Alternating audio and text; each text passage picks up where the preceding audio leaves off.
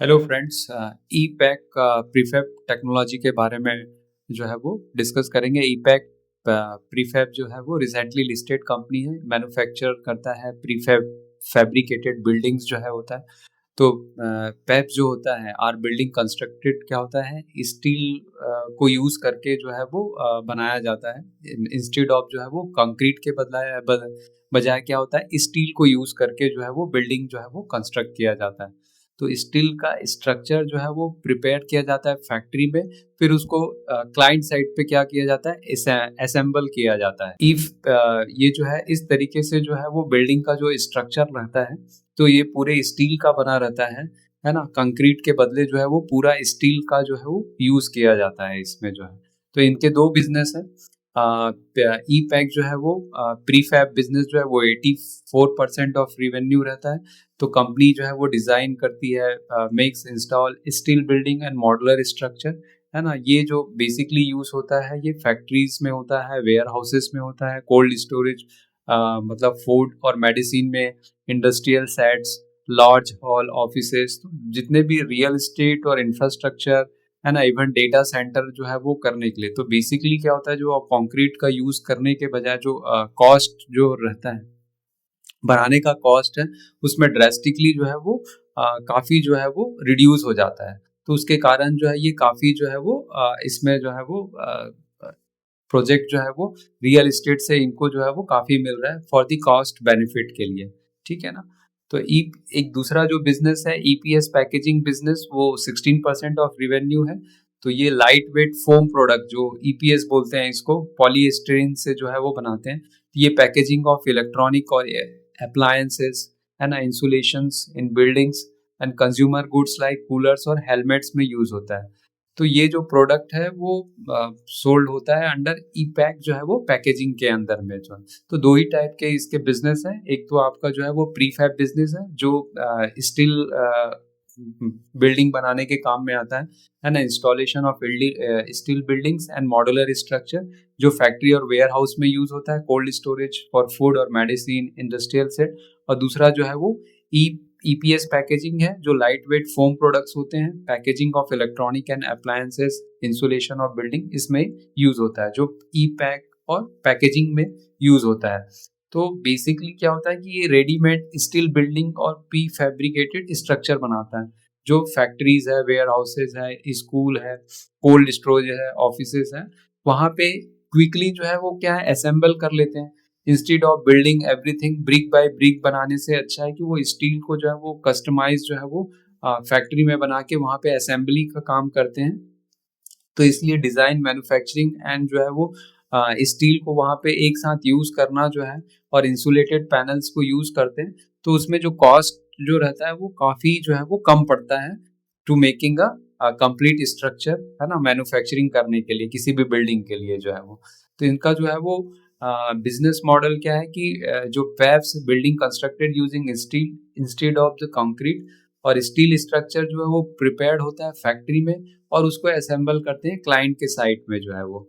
तो पैप जो होता है ना, prefabricated buildings are generally standardize और जेनरिक होता है, जहाँ पे जो है वो pre engineered buildings are custom design according to the clients requirement. तो क्लाइंट के रिक्वायरमेंट में वो कस्टम डिजाइन होता है, मेकिंग द पीबीज अ सब सेगमेंट। तो एग्जांपल क्या होता है कि जैसे दिल्ली एयरपोर्ट है, हॉस्पिटल है, मैन्युफैक्चरिंग प्लांट्स है, लॉजिस्टिक पार्क है, डेटा सेंटर है, इसमें जो है वो प्री इंजीनियर बिल्डिंग का जो है वो यूज होता है। ये बिल्डिंग जो है वो एडवांटेजेस है बिकॉज जनरली जो है वो क्विक होता है बनाने में, काफी इसको कम समय लगता है, 2 से 3 महीने में ही पूरा जो है वो कंप्लीट हो जाता है, और कॉस्ट भी जो है वो ऑर्डिनरी जो है वो कंक्रीट स्ट्रक्चर से काफी जो है वो इसमें जो है वो कम लगता है इसमें जो है वो। तो बेसिकली जो है ग्रोथ ड्राइवर क्या है प्रीफैब बिल्डिंग के लिए जो है वो, दैट इज यहाँ पे जो है वो rising demand for the housing and the infrastructure, smart cities innovations, rapid solar capacity expansion, है ना, और government aiming to increasing the per capita consumption of the steel, aligned with eco-friendly goals by reducing waste emission, and government policy like PMOI government housing project demand for affordable and quick to deploy structure जो है वो। Sunrise जो है वो है कि warehousing and cold structure जो है है ना। ये आपका जो है 460 से जो है 500 बिलियन जो है बिटवीन जो है वो FY25 से FY29 पे हो सकता है। डेटा सेंटर 30% कैगर से जो है वो 900 to 950 मेगावाट इन 24। तो increasing penetration in pap data centre, तो growing focus on renewable energy to fuel demand for prefab, expansion of health care infra. तो ये एनर्जी और health care, data centre and logistic, इन सब में जो है वो प्रीफैब टेक्नोलॉजी का जो है वो काफ़ी जो है वो यूज़ होने वाला है। एंड इससे इस सेक्टर में जो है इससे जो है वो काफ़ी डिमांड आने वाली है जो है वो, है ना। तो ये जो है वो इनका जो है वो इंडस्ट्रियल लॉजिस्टिक पार्क जो है वो हरियाणा में है या दिल्ली में जो बनाए थे, है ना। तो ये सारे जो है वो इस तरीके से जो है वो दिल्ली एयरपोर्ट जो है उससे बना हुआ है। इन बैंगलोर जो है वो कर्नाटका, तो हॉस्पिटल बिल्डिंग, ये जो है वो कुछ इसके जो एग्जाम्पल है जहाँ पे जो है वो प्रीफैब जो है स्ट्रक्चर को यूज करके, स्टील को यूज करके जो है वो बिल्डिंग्स को जो है वो बनाया है। Strong and diverse market presence with comprehensive offering. तो ईपैक प्रीफैब जो है क्या क्या ऑफर करता है कि एक तो प्री इंजीनियरिंग बिल्डिंग्स ये जो बनाता है, सैंडविच पैनल्स जो है ये बनाता है, एंड जो है वो लाइट गेज स्टील फ्रेम्स बनाता है, सैंडविच इंसुलेटेड पैनल्स बनाता है, स्टैंडर्ड मॉडुलर सॉल्यूशन बनाता है जो compact modern cost effective solution quick deployment है तो प्रोजेक्ट साइट बनाता है। ये building solution using cold formed steel offering durable and cost effective solution and EPS packaging जो है वो product to meet the requirements और productive packaging construction and insulation applications में। तो ये सारी जो है वो प्रोडक्ट जो है वो ऑफर करता है from the this EPACK prefab technology के द्वारा, ठीक है। सो बेसिकली क्या होता है कि स्ट्रॉन्ग ऑर्डर बुक जो है वो किसी इंडस्ट्री को पता करने के लिए कि आगे जो है व्हाट इज द कि इसके जो है वो क्या क्या जो है वो स्कोप है, ग्रोथ ड्राइवर्स क्या क्या है ना, और इंडस्ट्री में कितनी डिमांड आ रही है प्रोडक्ट की, तो वो पता चलता है कि इसकी ऑर्डर बुक। तो ऑर्डर बुक जो है एज ऑफ ऑर्डर बुक 31 मार्च जो है 2025 तक जो है वो ऑलमोस्ट जो है वो 302 मिलियन से जो है वो 916 मिलियन था इसका, ठीक है। एंड जो है अभी major order received premier energy से है, रेजॉन से है, रॉयल इनफील्ड से है। तो ऑर्डर पेंडिंग एज ऑन 31 मार्च जो है 9160 था, और अभी ऑर्डर पेंडिंग एज ऑन 30 सितंबर 2025 जो है वो 9200 था। एग्जीक्यूटेड ऑर्डर था वो 6516 था।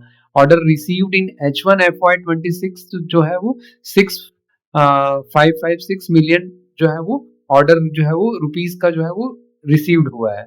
तो prefab order book pending with strong pipeline on the verge of conversion, that is 920 crore का जो है इनका ऑर्डर बुक जो है पेंडिंग था।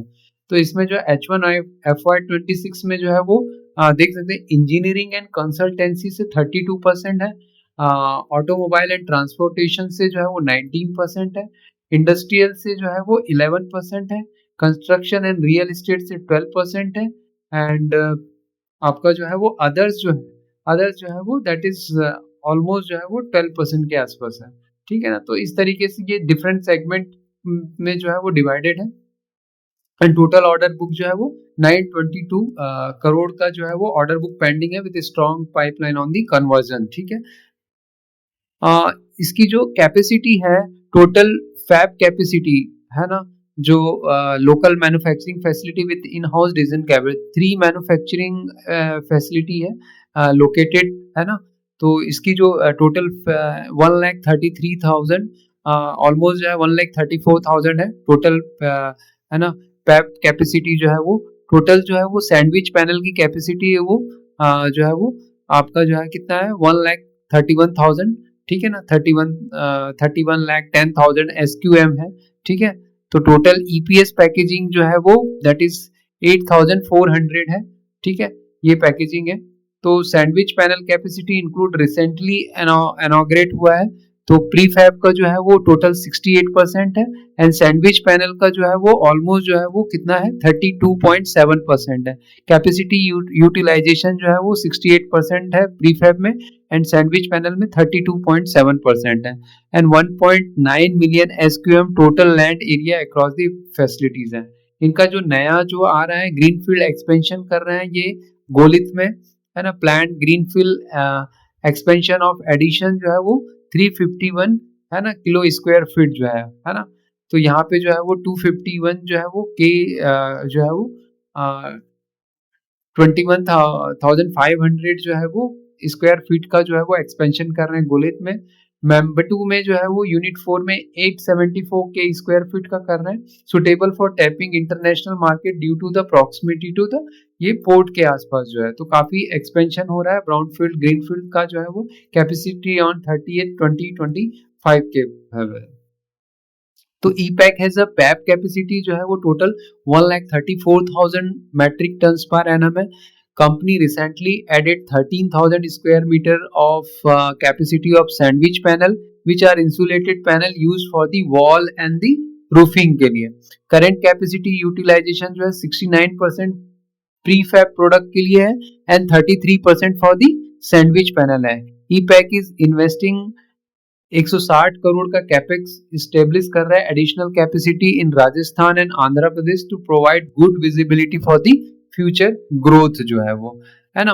Indian prefabricated market in values term जो है वो 25 में जो है वो ऑलमोस्ट जो है वो 465 टू जो है वो है ना बिलियन है to 485 billion which will be 25 to 30 तक जो है 25 से 30 तक जो है वो 730 बिलियन टू 800 बिलियन हो जाएगा FY30 तक, विच will be the growth of the 9 to 11% जो है वो, ठीक है।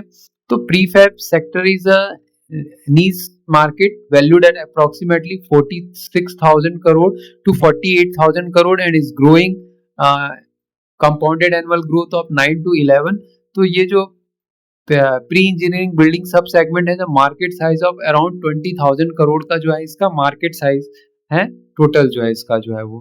क्वार्टरली जो है अगर हाफ इसका देखते हैं तो क्वार्टरली रिजल्ट जो है Q2 FY से जो है वो ऑलमोस्ट जो है वो 62% का जो ग्रोथ है ना, इसमें जो है 62% का ग्रोथ आया था रिवेन्यू में जो है।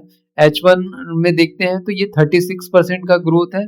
EBITDA जो है वो Q2 में 75% का ग्रोथ है एंड EBITDA मार्जिन जो है वो 46% है H1 के हिसाब से जो है। तो पैट मार्जिन जो है अभी जो है वो 45 H1 में है। 29 करोड़ का जो है वो आया है 14 करोड़ से ऑलमोस्ट जो है 104% का जो है वो ग्रोथ आया है इन द Q2 FY26 में, विच इज आउटस्टैंडिंग ग्रोथ जो आया हुआ है ना। तो इसमें जो है वो एक अच्छा ग्रोथ जो है वो प्रीफैब टेक्नोलॉजी में देखने को मिला है, ठीक है, इन द Q2 क्वार्टर जो है वो। तो EPACK has a rapidly increase production and capacity utilisation. Q2 sales जो है वो रोबस्ट है 62% बढ़ा है from the previous year while Q1 sales growth was 10%, H1 average sales growth was 35 to 36 है।